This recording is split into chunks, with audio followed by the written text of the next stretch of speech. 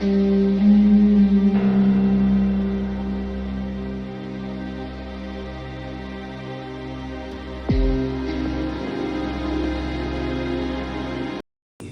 आप किस नज़र से देखते हैं?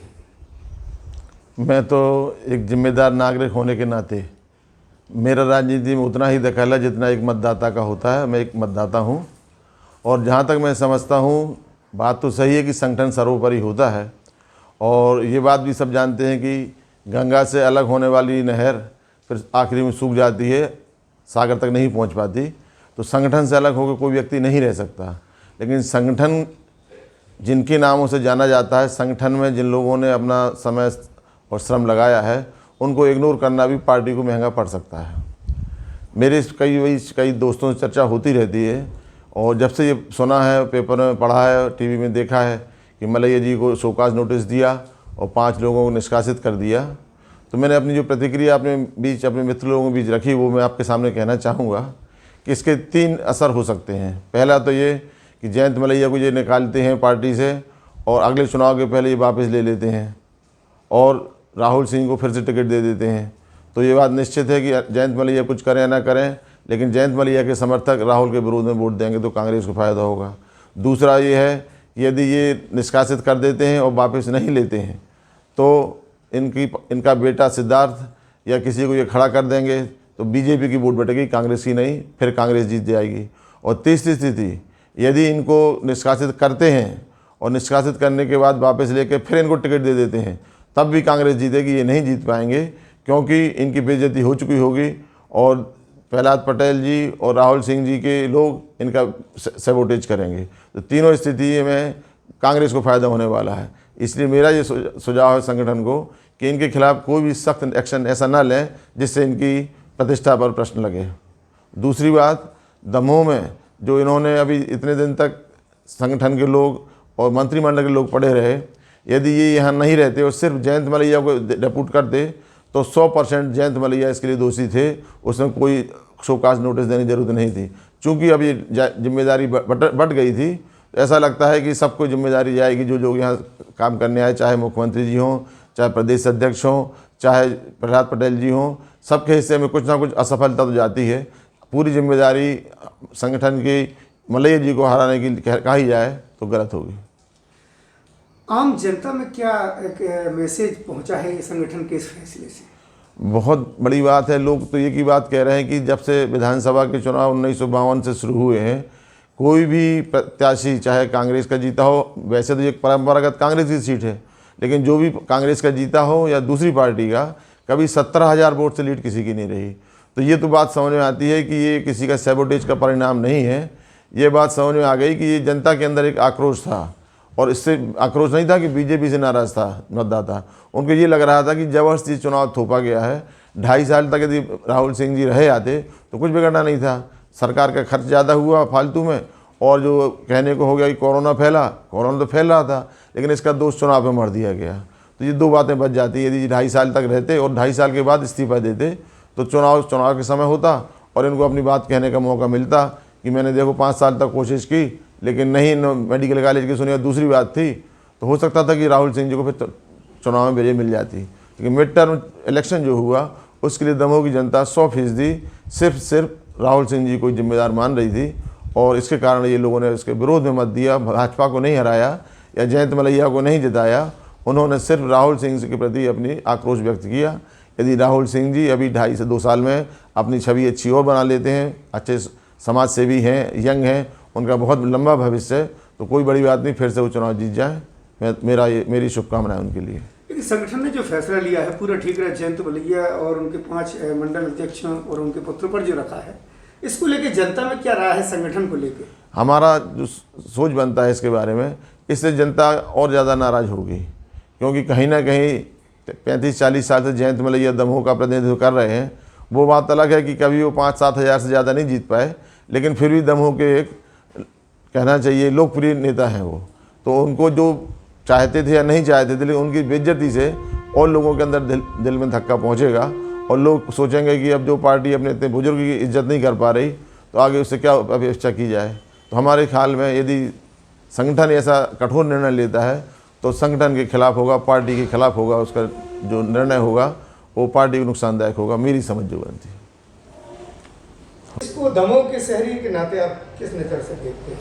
देखिए, इस विषय में तो पहले कोई पॉलिटिकल आदमी हूँ नहीं, लेकिन व्यक्तिगत तौर पर जो मैंने ऑब्ज़र्व किया है दमोह की दृष्टिकोण से, इसमें ये है कि किसी एक काफ़ी सीनियर व्यक्ति को टोटल ऑब्जर्वेशंस किए बगैर निष्कासन की कार्रवाई करना या उसके खिलाफ बोलना थोड़ा अनुचित प्रतीत होता है।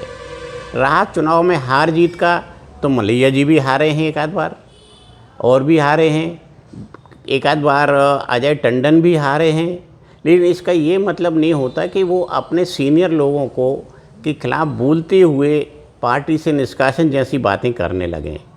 तो ये एक अनुचित प्रतीत होता है कि एक पार्टी ने अपनी, या तो ये कहा जा सकता है कि कहीं की ईर्ष्या निकाली है क्या उन प्रैक्टिकल, या कोई व्यक्तिगत कारण रहे हैं, ऐसा कुछ समझ में आता है। तो इससे यह अर्थ नहीं निकाला जा सकता है कि ये निर्णय एकदम 100% सही है। अब सवाल ये उठता है, हार जीत के लिए यदि मान लीजिए इन्हीं गिनी वोटों का सवाल होता तो कह सकते थे भाई इन्हीं गिने आदमियों को तो भड़काना या बहकाना तो आसान है, परंतु इतनी सारी वोटों से किसी व्यक्ति का हारना ये इंगित करता है कि ये वोट देने वालों ने अपने हृदय में ही ऐसे विचार बना के रखे कि भाई जो इस व्यक्ति को हमें हमारे शहर के लिए उपयोगी नहीं होगा, सिर्फ इसीलिए उसको हराया है, ना कि पार्टी से संबंधित रखने के कारण। हो सकता है कि कोई दूसरा व्यक्ति होता, उसको दमोह की जनता पसंद कर लेती। और अब सवाल संख्या का है, जो हारने की संख्या का हिसाब देखें, मेरे ख्याल से 17,000 से ऊपर की संख्या का यदि गणित लगाएं तो जयंत मलैया जो 7 बार चुनाव जीते हैं, उन 7 बार का जीत का टोटल लगाएं तो वह भी 17,000 से कम ही बैठेगा। इससे ये तो सिद्ध होता है कि आदमी को किसी व्यक्ति ने नहीं हराया है, ये पब्लिक ने हराया है। तो इस पे इस टाइप की गतिविधि या कार्रवाई करना मेरे दृष्टिकोण से अनुचित लगता है। इस बात को उनसे निर्णय करके, उनसे बैठ के, और जब उनको ये बागडोर सौंपी थी एक बार जीत चुनाव के लिए, तो विश्वास तो करना चाहिए, और अकेला एक ही अवसर दिया उनको और ऐसा निर्णय लेना दमोह के हित में प्रतीत नहीं होता। इससे पार्टी की छवि पर क्या फर्क पड़ेगा आगामी चुनाव में दमोह की जनता को, मतदाताओं को? देखिए, दमोह में एकदम पार्टी का विषय तो नहीं रहा, क्योंकि इतने दिन तक भाजपा जीतती रही, अब कांग्रेस जीत गई, तो यहाँ पे व्यक्ति का महत्व तो ज़्यादा समझ में आता है पार्टी की तुलना में। तो हो सकता है कि यदि इसी ढंग का प्रवाह रहा तो पार्टी को ही क्षति तो पार्टी की कहलाएगी। पर वर्चस्व की लड़ाई है। ये बहुत समय से देखने में आ रहा है कि एक व्यक्ति जो बाहर से आए हैं वो दमोह की राजनीति पे अपना कब्जा करना चाहते हैं, और ये जो उनके खास फॉलोवर थे और जयंत मलैया के लड़के, और उन पर जो कार्रवाई की गई है ये पूर्वाग्रह से ग्रसित की गई है। इलेक्शन से के रिजल्ट से इसका कोई संबंध नहीं है। इलेक्शन के रिजल्ट को तो एक बहाना बनाया गया है। एक्चुअली ये जो चुनाव था, उपचुनाव, ये भारतीय जनता पार्टी ने जो गलत रीति से कांग्रेस की सरकार को गिराकर सत्ता प्राप्त की, जनादेश का अपमान किया, इससे जनता नाराज़ थी।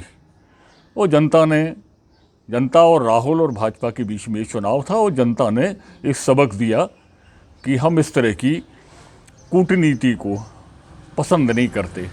इसका जिम्मेदार तो जयंत मलैया और उनके परिवार को माना जा रहा है। ये उनने गलत बताया, क्योंकि जयंत मलैया की फॉलोइंग तो है, व्यक्तिगत उनके सपोर्टर्स हैं, ये पक्का है, और बहुत बड़ी तादाद में, लेकिन इतनी बड़ी तादाद में नहीं है कि 17,000 से ऊपर की लीड दिला सकें।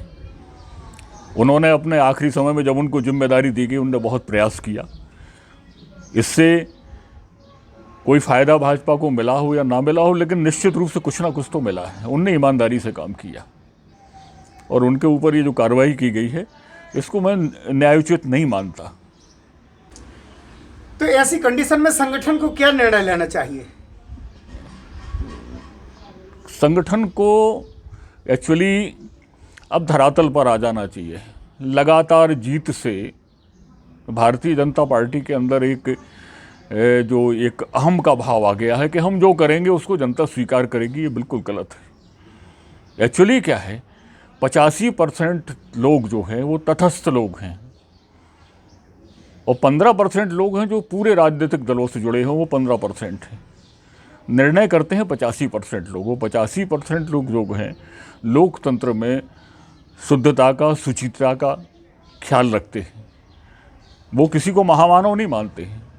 ये इनकी आत्ममुक्ता है। चाहे यहाँ के लीडर हों जो अभी थोड़ी सी सक्सेस मिल गई वो वोटों के से, वो आत्ममुग्ध हैं। वो सोचते हैं हम महामानव हैं, हम जो करेंगे सब मानेंगे। ऐसा नहीं है। यदि ऐसा होता तो एक तंत्र बना रहता, कांग्रेस कभी न जाती। 85% लोग हैं जो शांत हैं, जो बोलते नहीं है, वो अपने मतदान से अपना रिजल्ट दे देते हैं। देखिए, मेरे ख्याल से पार्टी तो यहाँ से चली गई। पार्टी को तो खामियाजा लगातार कई इलेक्शंस में भोगना पड़ेगा और हो सकता है लोकसभा के इलेक्शंस में भी भोगना पड़े। लोकसभा के इलेक्शन में एक्चुअली मोदी का चेहरा सामने आया था। लोग मोदी के प्रति बहुत ज़्यादा विश्वस्त थे, तो उनने विधानसभा से ज़्यादा अंतर से प्रहलाद पटेल को जिताया था। अब वो छवि भी टूट गई। कोविड में जो जिस तरह की लापरवाही की इनने, वो छवि भी टूट गई। आज तो मोहन भागवत ने भी कह दिया कि सरकार की, प्रशासन की और लोगों की लापरवाही के कारण ये कोविड फैला। उनका लापरवाही कह देना बहुत बड़ी बात है।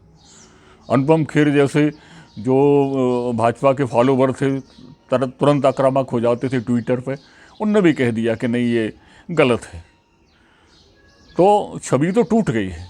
अब कोई इनके पास ऐसा फिगर नहीं बचा जो इनको, एक कोई मैजिक नहीं बचा जो इनको जिता सके। तो आगामी चुनाव में इसका क्या पार्टी के निर्णय पर असर पड़ेगा? बिल्कुल पड़ेगा। यदि पार्टी मलैया परिवार को इससे आगे जाके और पनिशमेंट देती है या उनको अपने से बाहर करती है तो समझ लीजिए वो खुद दमों से बाहर हो जाएगी पार्टी। उसका कोई यहाँ धनी धोरी नहीं रहेगा। मतलब इसका खामियाजा पार्टी को भुगतना पड़ेगा। अभी भुगतना पड़ा उनको। मलैया परिवार से सिंपैथी हो गई। सिद्धार्थ मलैया को लोगों ने यहाँ तक कहा कि आप स्वतंत्र आ जाइए, हम आपको जिताएंगे। उनकी राजनीति दोबारा के रिचार्ज हो गई। जितना उनको नुकसान हुआ था पिछले लगातार सत्ता में रहने से, वो उनका नुकसान पूरा कवर हो गया। मलैया जी कहीं घाटे में नहीं हैं। एक्चुअली क्या है, संगठन को ये मंथन करना था कि जब मुख्यमंत्री से लेके, कैबिनेट मंत्री से लेके, ढेरों विधायक से लेके यहाँ सब वार्ड टू वार्ड घूमे। लगातार मुख्यमंत्री कई बार आए। दो बड़े कैबिनेट मंत्रियों को, भूपेंद्र सिंह को और गोपाल भार्गव जी को, यहाँ की जिम्मेदारी दी गई कि आप यहाँ इसको इलेक्शन को संभालें। नहीं संभला इलेक्शन। तो इनको ये मानना चाहिए कि ये जो जिम्मेदारी है सबकी सामूहिक जिम्मेदारी है। फिर मुख्यमंत्री ये क्यों नहीं मानते? प्रहलाद पटेल का वार्ड खुद हार गए हैं, वो क्यों नहीं मानते कि हमारी सबकी जिम्मेदारी है? यदि जिम्मेदारी की बात करते हैं तो सबको अपनी अपनी जिम्मेदारी मानना चाहिए थी। और ये संगठन ने जो फैसला लिया है वो निश्चित रूप से इसके पीछे मलैया जी का कद खत्म करने की, या मलैया जी से किसी को खतरा होगा, या किसी की राजनीति का विस्तार नहीं हो रहा होगा, उनने ये जो फैसला लिया है ये बिल्कुल गलत है। ये दूरगामी फैसला है ही नहीं। बहुत सीनियर लीडर हैं और दमोह में एक्चुअली विपक्ष को जिंदा रखा तो उन्हीं ने रखा। 35 साल की उनकी वो है, राजनीति में रहे, वो पद पर रहे और वो व्यक्तिगत रूप से लोगों से जुड़े हैं। अपना हो चाहे पराया हो, चाहे कांग्रेस का हो चाहे किसी पार्टी का हो, उनके दल से ना जुड़ा हो, उनको कभी ना मिला हो। उन्होंने मेडिकल से लेके आर्थिक सहायता से लेके हर जगह उन्होंने मदद की है। तो उनके इतने सीनियर लीडर के साथ इतना दुर्व्यवहार करना, पहला तो ये कि वो एक्चुअली हारे बहुत कम वोट से थे, उसमें भी कुशमरिया जी एक कारण थे। ठीक है, हार गए, वो अपना काम कर रहे थे, शांत बैठे थे। राहुल सिंह की ज़रूरत थी नहीं, आपकी गवर्नमेंट बन चुकी थी, आपने जैसे भी बनाई, आपने राहुल सिंह को ले लिया और फिर उसी को टिकट दे दिया। तो लगातार उनको अपमानित किया है और दमोह की जनता इस चीज़ को बर्दाश्त नहीं कर पाई। आखिर वो जननेता है और कोई भी पार्टी किसी जननेता की छवि पर खड़ी होती है। पार्टी कहीं ऊपर से कहीं अपना जनमत लेके नहीं आती है। उन्होंने जनमत भाजपा का बनाया, भाजपा का जहाज उनने, झंडा उनने खड़ा किया। तो क्या माना जाए आगामी चुनाव में अब संगठन को इसका खामियाजा भी भुगतना पड़ सकता है भाजपा को? यदि मलैया जी को इग्नोर करते हैं और इससे आगे जाके और कोई कार्रवाई करते हैं तो उनको खामियाजा जो अभी भुगता है इससे ज़्यादा भुगतना पड़ेगा और इसके दूरगामी परिणाम होंगे। इसके अकेले दमोह विधानसभा नहीं, पूरा दमोह जिला और हो सकता है आसपास भी इस चीज़ का मैसेज जाएगा।